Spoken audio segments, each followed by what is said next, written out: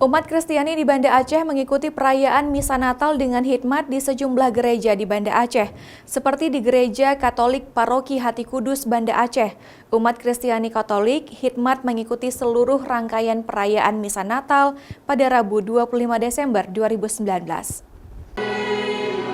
Perayaan Misa Natal di Gereja Paroki Hati Kudus pada Rabu 25 Desember berlangsung dengan hikmat dan damai. Ratusan umat Katolik dari Banda Aceh dan sekitarnya, termasuk beberapa warga yang sedang berlibur di Banda Aceh, mengikuti seluruh rangkaian perayaan Misa Natal Rabu pagi hingga selesai.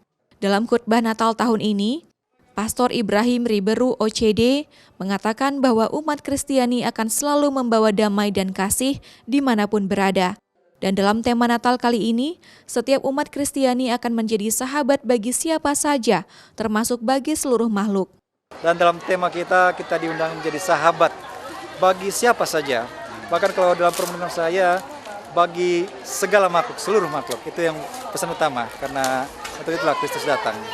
Sementara itu, Pastor Ibrahim Riberu OCD menyebutkan bahwa umat Katolik di Banda Aceh pun merasa bahagia dengan toleransi yang ditunjukkan oleh masyarakat Aceh untuk menjalankan ibadah Natal dengan aman dan damai, termasuk menyampaikan terima kasih kepada jajaran kepolisian dan TNI dari Kodam Iskandar Muda yang telah membantu pengamanan selama jalannya perayaan Natal tahun ini. Untuk hari ini semoga damai Natal beserta kita semua, umat Katolik yang ada di seluruh dunia.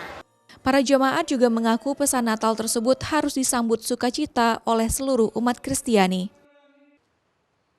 Mustajab, Kompas TV, Banda Aceh.